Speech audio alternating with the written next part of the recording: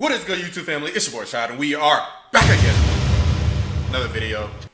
Yo, y'all already know what time it is. I'm gonna go ahead and do a quick little discussion video. This is gonna be about Hogwarts Legacy. So I'm gonna give my overall impressions about the game, about the controversy surrounding the game, all of that. Normally I like to stay away from this sort of stuff in terms of this channel, anything that kind of gets a little political or whatever. But, you know, it's 2023. We're doing some new stuff up in here, so it is what it is. So, real quick, I'm going to start by talking about mainly the game and, like, my experience with it. So, it's going to be some gameplay footage and whatnot in the background. And I will say, like, overall, gameplay in the whole game on the whole, very, very high production quality. Is really solid. You can tell they put a lot of freaking money into it.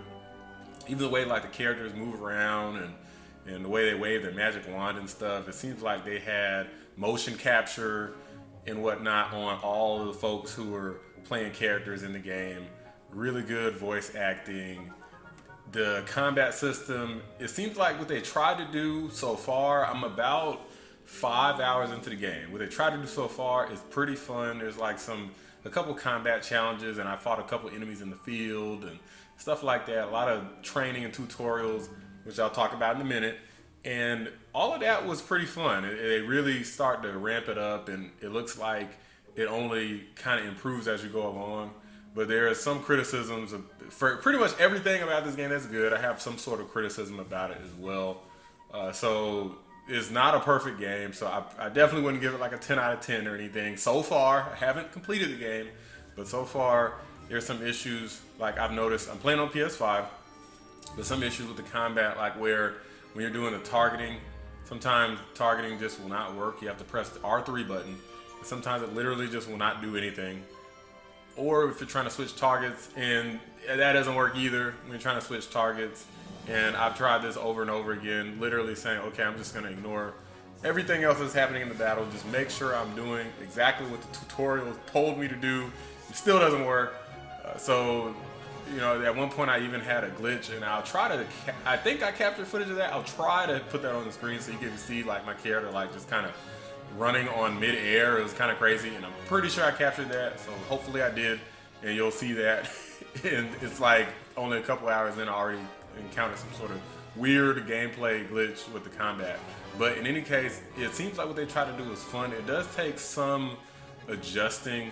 Like, I played a lot of games. Obviously, I got an entire gaming channel. However, it does take some adjustment to get used to the combat. So don't expect to just kind of go in there never having played the game, and then you're just going to be like an A-tier player or anything. It does take a while to get used to, and I'd imagine as they continue to add, as I get more spells and whatnot, it's going to continue to become more and more challenging. Different enemy types and whatnot have different weaknesses. So there's some level of depth here. So basic gameplay and whatnot, it seems pretty solid so far. The story is pretty good. Like it's a unique story here. So I don't really know everything that happens with it yet. I'm only a couple of hours in, but they do kind of beat you over the head a little bit. Like there's a lot of like dialogue and tutorials and a lot of just kind of like walking around the Hogwarts castle and whatnot toward the beginning. And I feel like I still haven't really got past that part yet. I still haven't really got to where I could just go and just explore and just do whatever the heck I want. I'm pretty sure I saw footage of somebody riding on a broom. I can't do that yet, and I'm already 5 hours in. So there's like a lot of like hand holding toward the beginning. So for anybody who doesn't really like that sort of stuff, you're gonna be kind of annoyed playing the beginning of the game. You're gonna feel like, man, it's taking forever to really get to the meat and potatoes here. So hopefully if you're like a patient player, wouldn't be a problem for you. But for me, I can be impatient sometimes. So, you know, for me, even though I enjoyed it mostly toward the beginning, it started to feel like, okay, I just want to play the game. As a matter of fact, the few times when I wasn't able to just go out in the field and do whatever the heck I wanted to do, those were the times when I had the most fun with the game. I started just kind of just randomly exploring in the field, and I had the most fun just encountering random monsters. There's bandit camps. There's random enemy dens where I had to fight like a bunch of spiders and I almost got bodied, by the way, by the spiders. So I'd imagine, obviously, as I continue to progress through the game, and obviously if anyone else plays the game, then you'll kind of see what I mean. Because I'm pretty sure the game releases officially today. I had the early access where I had to pay the extra $10 or whatever. So of course I was going to do that. So I had earlier access to play the game so I could make content for the game and whatnot. But overall, I would say it's pretty solid. Solid soundtrack, high production quality, pretty decent story so far, even though I kind of want just more exploration and story mixed in and not just... It's like extremely narrative driven so far in the first couple hours, and a lot of tutorials and explanations and stuff that you cannot skip. You have to do all of it. So I do wish that maybe it will pick up the pace a little bit more. We'll see how the game progresses, and I believe I should be doing a formal review for this game. I don't think anything else is really coming out in the next at least week or so. So I'll probably finish the game and do a review for it, where I'll give an in-depth analysis of the entire game. You know, those are some of my favorite videos to make, some of the funnest ones to make, so be on the lookout for that. And real quick, to kind of address this whole controversy involving the game and the whole transphobia stuff, you know, I don't even like mentioning that word because I don't even know if that ranks you upward or downward in the YouTube algorithm, but, you know, in this case, I'll make an exception. So here's the thing. It's just a video game. You know, there's a lot of details you can go into in regards to J.K. Rowling and what J.K. Rowling said, how she feels, so on and so forth. I mean, I've seen a lot of different mixed things, but one of the things that I've noticed is if you say even like the slightest thing, it could get like twisted around, and it's like a mountain's made out of a molehill in this case. Especially when you're talking about taking anything that she said and how you feel about her and then saying everybody who plays the game is some sort of bigot or something. I mean, this is just freaking ridiculous. It's so ridiculous, it like literally almost gives me a headache just thinking about how ridiculous it is.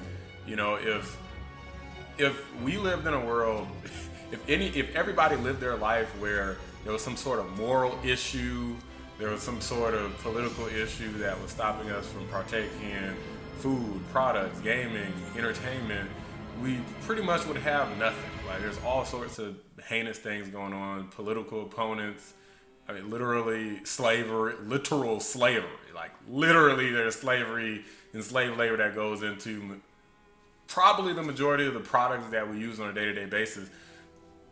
And it's like, we want to draw the line at the Hogwarts Legacy game. I mean, that's just ridiculous. We got to get to the point where, you know, maybe I'm just looking inward at myself too much. I don't have any hate in my heart for anyone. I let things go a lot. I'm a pretty forgiving person, maybe to a fault. So when I see other people who are kind of like raging and freaking out, and you know, they want to label everybody, you know, transphobic if you don't if you play the game, including people who don't even know about this J.K. Rowling thing, or either don't care or don't know about it or whatever, and targeting streamers, and I mean, there's all kinds of just really malicious stuff that's been going on. Like, they had a website where they would track who was streaming the game. Now, I'm not streaming the game, but I mean, if I feel like it, I will. Like, I could care less about stuff like that, but it's just insane. Like, we don't want to do like literal witch hunts where the bullied people become the bullies. You know what I'm saying? Like, I mean, that's how you create more enemies. So hopefully, you know, the smart, you know, trans folks out there, or anyone in general, can advise these folks to kind of like relax. I mean, it's probably not going to happen with today's day and age. You know, there's a lot of getting your way essentially with some of these people, with the whole Twitter mobs and canceling people and all this ridiculous stuff that goes on. But at the end of the day, I mean, the game's good.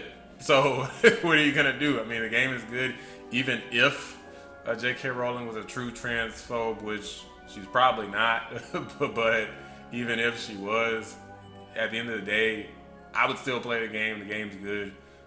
You know, unless somebody can point to some tweets where she specifically says, I hate this group of people and I don't want them to exist, you know, in those types of words, not twisting the words from something else she said and says, well, this means this. No, it has to be pretty specific, because if people are trying to be mean and nasty and cruel, they can be. You know, don't pick on the nice folks out here who are just trying to live their life, and then the folks who actually want to do you harm and hate you, you leave those people alone because they're too tough and they're too egregious and they're too dangerous to mess with. You want to bully who's the easy target, which is obviously the gamers.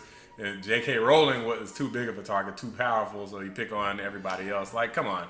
We don't want to live in a world like that. Hopefully, most of us don't want to live in a world like that. So I'm going to play the game. I'm going to post my review for it. And if by the time I'm done, it ends up being a 10, which it probably won't. Probably be like, I don't know, I'm 8 or 9. We'll see. But by the time I'm done with it, if it was a 10, it is what it is. I'm going to cover it as much on this channel as I feel like. It's probably only going to be like this video in the review. But speaking specifically on the game is pretty dang solid so far.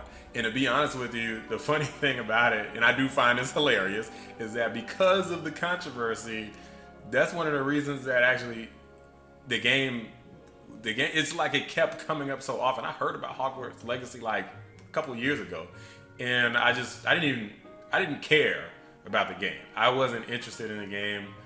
Never saw any Harry Potter movies. Never read any books. I wanted to watch the movies. It just never happened. I heard that, you know, the movies were good. Heard the books were good. I just never got into it. You know, it is what it is. But in this case, I got more interested because of all the controversy. I just kept seeing it just pop up on my freaking feed all the time. Like, it's popping up on Instagram, Facebook, Twitter, YouTube especially, you know. So I just keep seeing all this stuff, and I keep seeing all these people trolling about the whole topic. I keep seeing all these people, all these haters of J.K. Rowling and the Hogwarts Legacy game, and trying to stick it to the gamers. I saw some video where a game reviewer gave it a 1 out of 10 because they just really hated J.K. Rowling, and I'm just over here facepalming like, what the hell's wrong with some of these people, man? Like, seriously, like, the vocal minority can be so freaking toxic. Like, that's just toxic. I'm a black dude, black male. I mean, black guy just got killed recently, and I'm not even angry about it. Like, it's not that I don't feel anything. I just handle it in a different way. You know, there's plenty of different ways you can manage your anger and handle social issues that don't involve going out and bullying and trying to make yourself feel better because you hurt somebody's feelings or ruined somebody's career, or you just did something evil to them or whatever, especially gamers. Okay, so that's my crew, that's my clique, so I don't take kindly to stuff like that at all. Nothing against, I mean, I'm not saying I'm not going to war with the trans community or anything, because obviously there's going to be bad actors in every community, but I certainly consider these folks to be bad actors at the least, and laughable as well. Laughable at best. I mean, there's no best for people like this. I mean, these folks are a joke to pick on gamers.